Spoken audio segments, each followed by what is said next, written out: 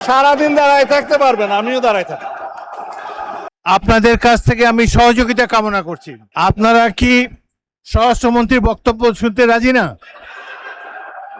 সংসদ অধিবেশন যেদিন থেকে বসা শুরু হয়েছে সেদিন থেকেই তিনি তুচ্ছ তাচ্ছিল্য করে সবাইকে বক্তব্য উনি নিজেকে কি মনে করেন আমি বুঝতে পারি না।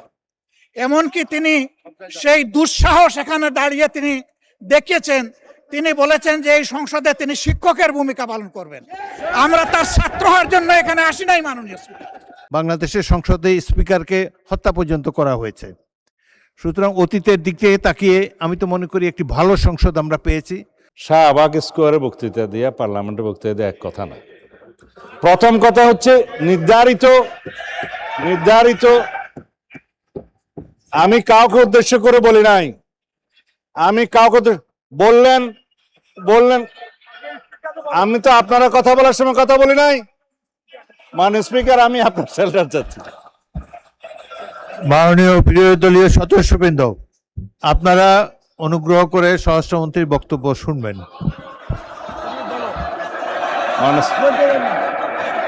Yes, I withdraw. ঠিক আছে,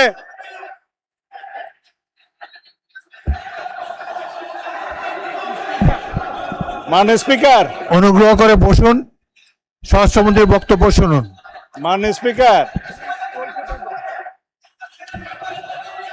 মাননীয় সদস্যবৃন্দ, অপেক্ষা করুন।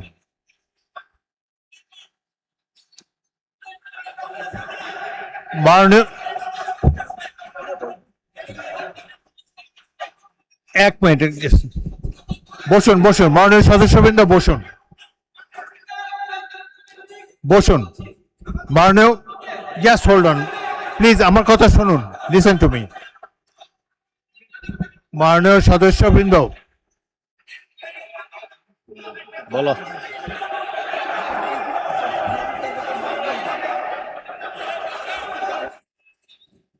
হয়েছে তো, অনেকক্ষণ বলেছেন।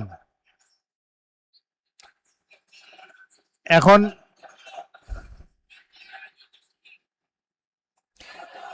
আপনারা অনুগ্রহ করে বসুন, অনুগ্রহ করে নিজের আসনে বসুন।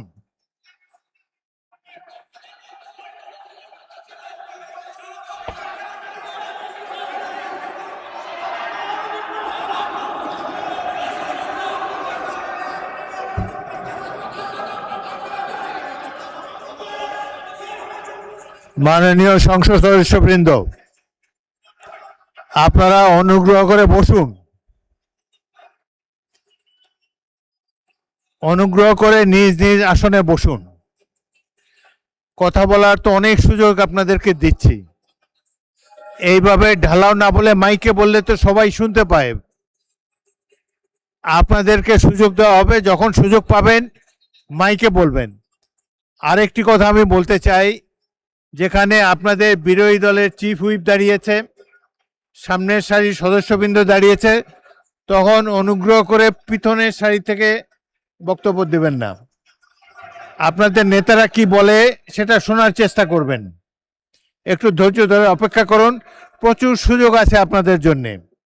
এই সংসদে বক্তব্য দেওয়ার প্রচুর সুযোগ আছে, আপনারা নিশ্চয়ই লক্ষ্য করেছেন।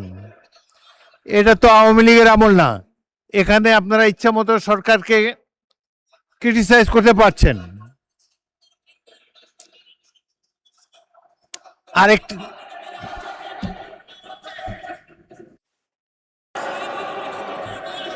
মাননীয় সদস্যবৃন্দ বসুন, প্লিজ অপেক্ষা করুন। বসুন।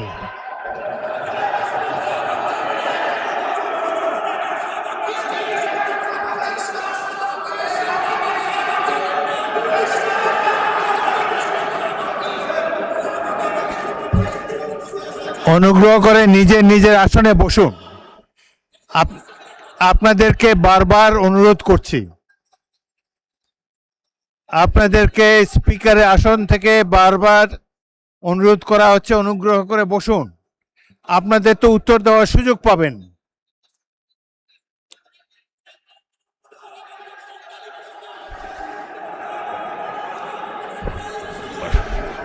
শোনেন,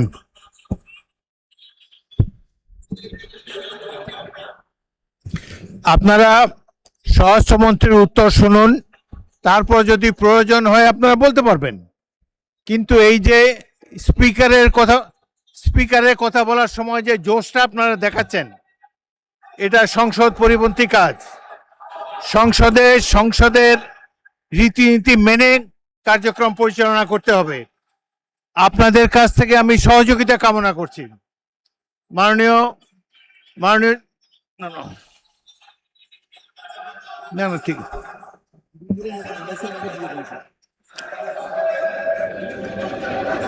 আপনার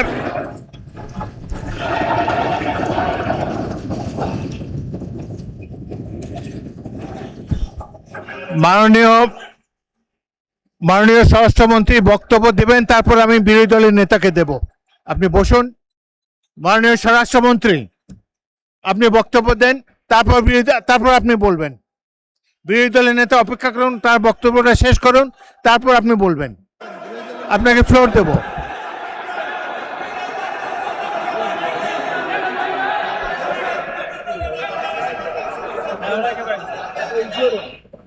মাননীয় সদস্যবৃন্দ, প্রশ্ন উত্তরের সময় একজন মন্ত্রীকে যদি উত্তর দিতেই আপনারা না দেন, উত্তর উনি দিন, তারপরে যদি উত্তর পছন্দ না হয় আমি বিরোধী দলের নেতাকে মাইক দেব।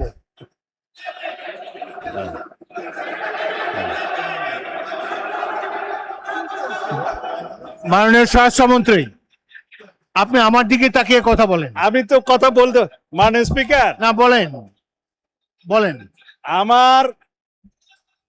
আমার যে শব্দ চয়নে তাদের আপত্তি আমি ভাই, সংক্ষেপে বলেন, সংক্ষেপে বলেন। সেইটার Don't take জবাব তো আমি much দিতে time. পারবো। আপনি জবাব আমি দেন। মিন করেছি এটা জাতীয় সংসদ। মাননীয় সদস্য সারাদিন দাঁড়ায় থাকতে পারবেন, আমিও দাঁড়ায় থাকি।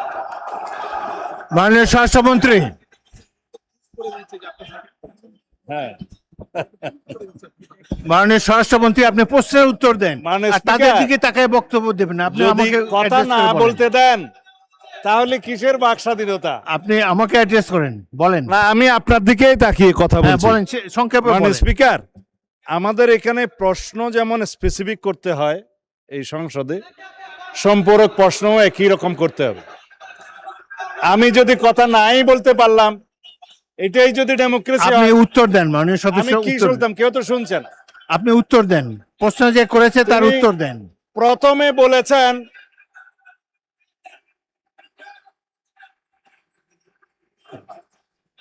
আপনারা কি স্বরাষ্ট্রমন্ত্রীর বক্তব্য শুনতে রাজি না?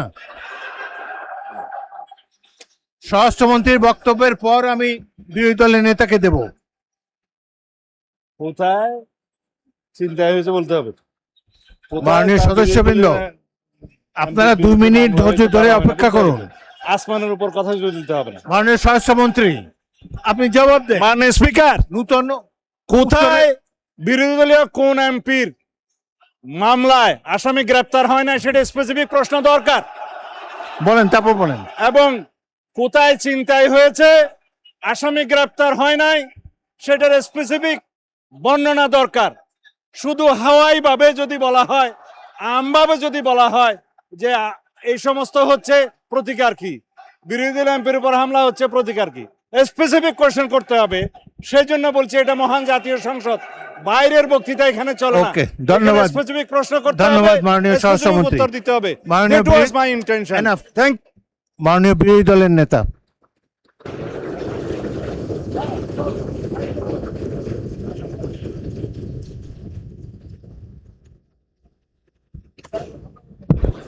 মাননীয় স্পিকার, আপনাকে ধন্যবাদ। আমাকে আগে সুযোগ দিলে ওনার কথাটা শুনতে পেতাম।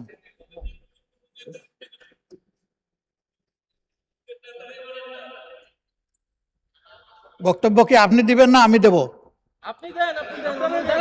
মাননীয় স্পিকার, এটা অশোভন, এটা অশোভন।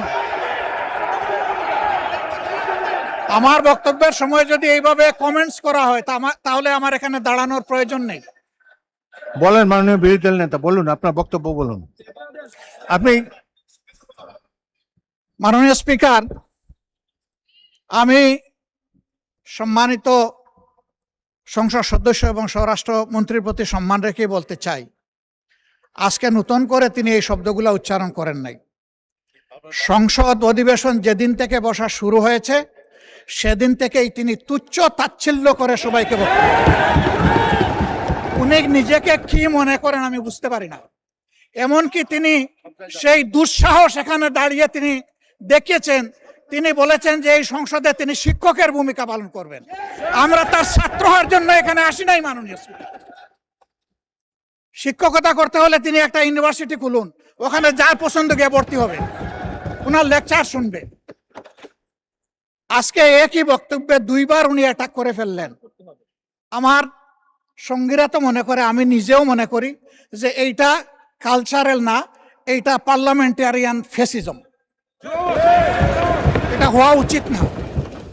উনি এই পল্টন আজকে নতুন করে বলেন নাই, হিট দিয়ে কথা বলেন নাই।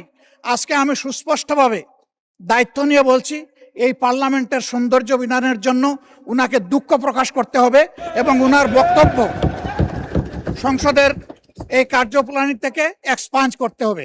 যদি এইটুকু করে আমরা বসবো, না হইলে এখানে বসা অপমান নিয়ে আমাদের এখানে বসার কোনো প্রশ্নই উঠে না। মানে আপনাকে ধন্যবাদ। মাননীয় সদস্যবৃন্দ, জাতীয় সংসদ জনগণের আশা আকাঙ্ক্ষা প্রতিফলন করার জন্য সবাই আমরা দায়িত্ব পালন করছি। সংসদ দেশের গর্ব, জনগণের প্রতিষ্ঠান, হাউস অব দি পিপল। এই প্রতিষ্ঠান পরিচালিত হয় কিছু আইন কানুন রীতি নীতি অনুসারে। বিশেষ করে রুলস অফ প্রসিডিওর যদি ফলো করা না হয় তাহলে সংসদ কার্যকর থাকে না। আমি গভীর দুঃখের সাথে লক্ষ্য করছি যে ক্রমেই কিছু কিছু সদস্যের মধ্যে আমি অসহিষ্ণুতা লক্ষ্য করছি। জাতীয় সংসদ 5 বছরের জন্য নির্বাচিত হয়েছে। এখানে প্রত্যেকেরই কথা বলার স্বাধীনতা আছে। আপনারা সরকারি দলকে, বিরোধী দলের যেটা দায়িত্ব, সরকারের নানা ধরনের ত্রুটি বিচ্যুতি সম্পর্কে আপনারা সঠিকভাবে বক্তব্য রাখছেন, আরও ভবিষ্যতে রাখতে পারবেন। কিন্তু একজন মন্ত্রীকে তার বক্তব্য তো শেষ করতে দিতে হবে। একজন মন্ত্রী তার বক্তব্য শেষ করার পরে আবার আপনারা দাঁড়ালে আমি পয়েন্ট অফ অর্ডারও দিতে পারি, পরবর্তী প্রশ্ন উত্তর পর্ব তো জারি রয়েছে। সুতরাং কথা বলার সুযোগ এবং স্বাধীনতা আপনাদের রয়েছে। কিন্তু আমি দেখলাম যে বিরোধী দলের নেতা দাঁড়ালো, পিছন থেকে বেশ কয়েকজন দাঁড়িয়ে, তাদেরকে বসানোই যায় না। সংসদে তো কথা বলার জায়গা, কথার মাধ্যমে, যুক্তির মাধ্যমে অপর পক্ষের বক্তব্যকে খণ্ডন করা যাবে। তো আজকে যে কথা মাননীয় বিরোধী দলের নেতা বলেছেন সেটি আমি পরীক্ষা করে দেখব। যদি অসংসদীয় কিছু থাকে তাহলে সেটাকে এক্সপাঞ্জ করা হবে, কিন্তু কথা বলার স্বাধীনতা হরণ করবেন না। আপনারা যে কজন আছেন তার 2 গুণ 3 গুণ এই পাশে আছে। সুতরাং শব্দ করে বিচারের বাণীকে স্তব্ধ করা যাবে না। আমাকে সংসদ পরিচালনা করতে দিন। আমি আমার জ্ঞান বুদ্ধিমতো নিরপেক্ষভাবেই সংসদ পরিচালনা করার চেষ্টা করছি এবং আপনাদের সকলের চেয়ে অনেক অনেক বছর, 40 বছর এই সংসদে আছি। অতীতের সংসদগুলোর অনেক খারাপ রেকর্ড আছে। এই সংসদে, বাংলাদেশের সংসদে স্পিকারকে হত্যা পর্যন্ত করা হয়েছে। সুতরাং অতীতের দিক থেকে তাকিয়ে আমি তো মনে করি একটি ভালো সংসদ আমরা পেয়েছি, জনগণের সঠিক নির্বাচনের মাধ্যমেই পেয়েছি। আপনারা উভয় পক্ষকে আমি ধৈর্য ধারণ করার জন্য অনুরোধ জানাবো।